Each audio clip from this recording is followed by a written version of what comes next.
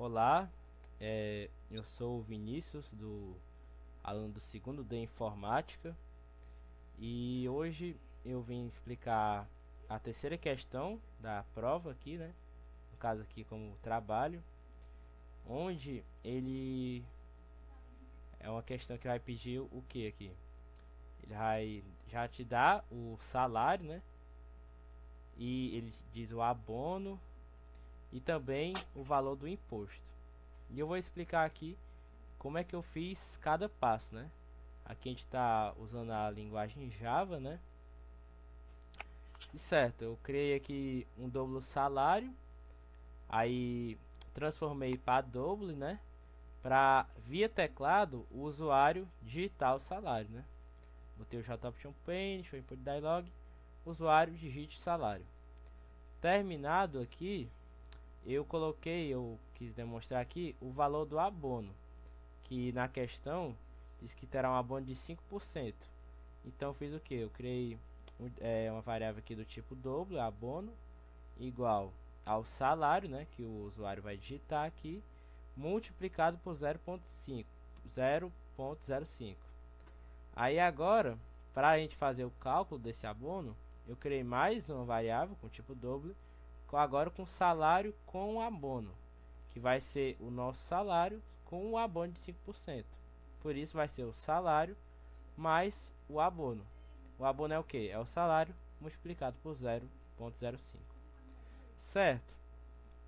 Só que a questão também diz que teremos um imposto de 2%. E vai ser muito parecido com o abono aqui. Eu criei mais uma variável do tipo double. Todos aqui vai ser do tipo double, como vocês estão vendo, né? Então o double imposto vai ser igual ao salário multiplicado por 0.02. E eu criei mais uma variável, agora para a gente atualizar, né? Vou mostrar o novo salário, acrescentado agora com imposto. Então vai ser o salário com o abono, que é o salário mais o abono aqui, como a gente já fez, menos o imposto, que é o salário multiplicado por 0.02. Aqui coloco o system.println para imprimir o resultado, né? E vai mostrar o salário atualizado mais o novo salário, que vai ser a conclusão aqui, né? Que é o salário com abono menos o imposto. Agora vamos testar para ver como fica, né?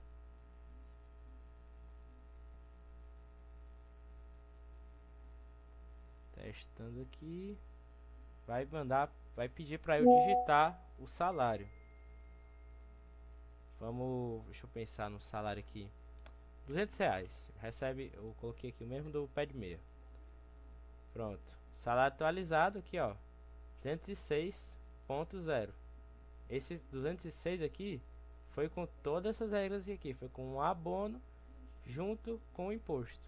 Então se eu colocasse um salário menor ou maior, iria aparecer outro resultado, né? E essa foi a explicação da questão 3. Olá, agora eu irei fazer a questão 4 da prova de Java, onde ela vai pedir para eu usar a estrutura do nosso while, né, estrutura de repetição, onde ela vai pedir para eu completar o código, onde o programa, né, ele vai imprimir os valores entre 10, os valores pares, né, entre 10 a 40. Eu não vou considerar esses dois pontos extremos, 10 e 40, e vou usar do 11 ao 39 os valores pares que tem entre eles. Aqui eu declarei o tipo inteiro, coloquei o valor 11, né? Aí eu usei a estrutura de repetição, que já tem na própria questão, que é o while. E aqui eu coloquei a condição dessa estrutura, que no caso, enquanto o x, que é 11, for menor que 40, ele vai fazer essa estrutura de condição aqui, que é o if. Se o x, resto da divisão 2, for igual a zero, que no caso é 11, resto da divisão por 2 for igual a zero, ele vai mostrar aqui no system.out.println, né? Vai imprimir os números pares, né? Que no caso é o x mais a mensagem que vai aparecer que é par. Vamos testar agora. Carregando. E aqui, ó, Ele mostrou todos os números. Claro, eu não incluí esses pontos extremos, né? Entre 10 e 40. Mas entre 11 a 39, os números pares que tem entre eles. Aí, colocamos aqui, claro, né? Não expliquei essa parte, mas explicando agora. O x++, para ter um incremento aqui, né? Para poder ir aparecendo os números. E agora aqui, 12 é par, 14 é par, indo chegando até o 38. Porque, ó, aqui, ó, 11 é x menor que 40. Então, quando chegar no 40, 40 é menor que 40? Não, né? Então, ele vai parar, no caso, aqui no 38, né? Essa foi a questão 4 da prova de Java. Olá, agora eu irei fazer aqui a questão 5 da prova de Java, onde ele pede para a gente fazer um sistema de calculadora aqui, né? Primeiro eu comecei colocando um booleano cont igual a true, para no sistema essa condição vai ser verdadeira. Aí a gente vai testando os casos e mais para frente a gente vai perceber que ela também vai poder ser falsa.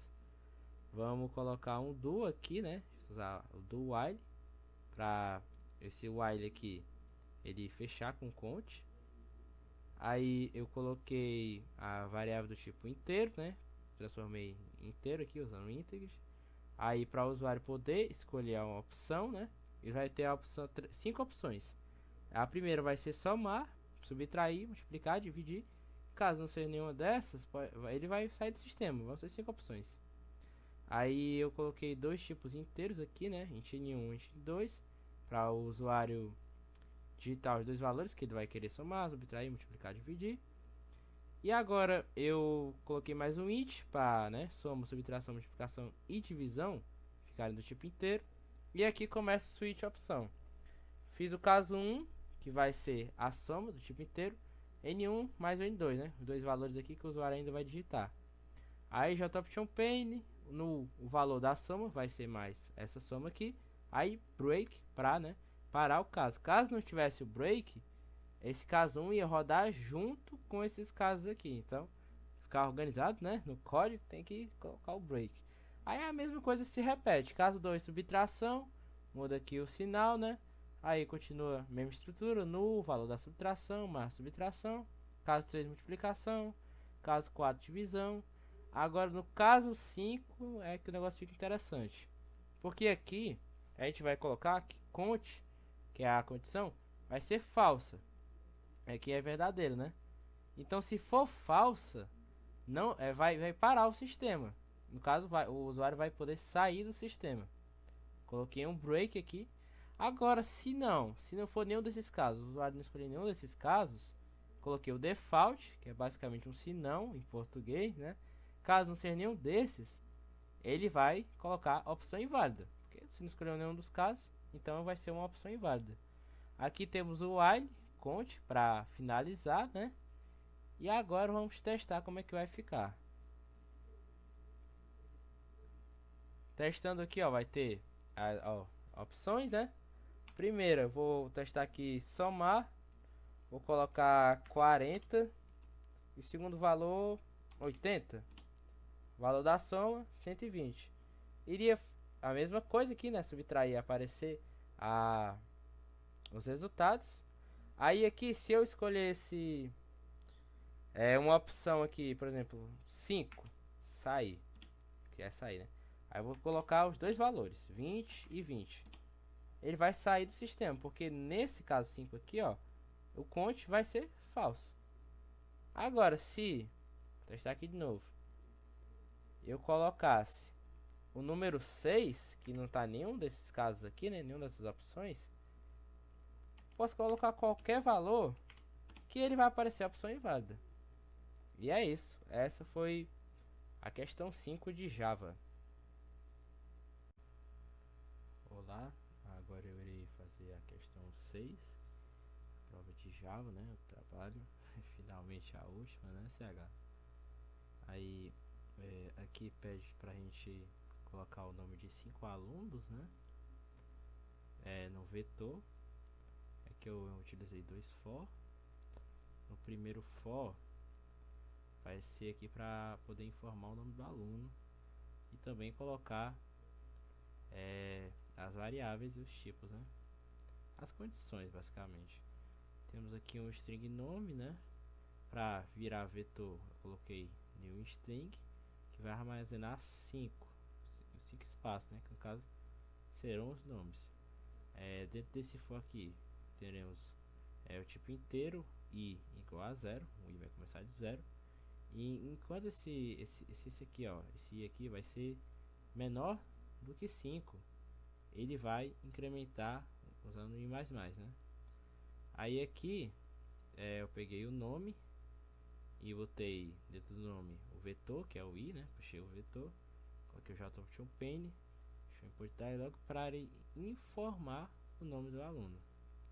Certo, agora eu vou utilizar o segundo for, que eu vou repetir as mesmas coisas que eu fiz aqui, porém aqui vai ser para aparecer o nome dos alunos.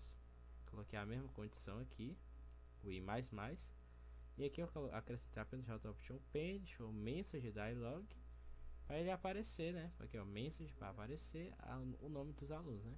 Coloquei o do, e esse nome vai ser igual, né? Esse nome aqui vai estar entre aspas, e eu vou concatenar com o nome e puxar o vetor i. Testando aqui, a gente vai perceber como é que vai ficar. Ele vai pedir para eu informar o nome do aluno. Eu vou colocar aqui o meu nome, por exemplo, Vinícius, certo? Agora, deixa eu outro nome, o Eric. Mais um nome, terceiro nome agora, vou colocar Lucemi.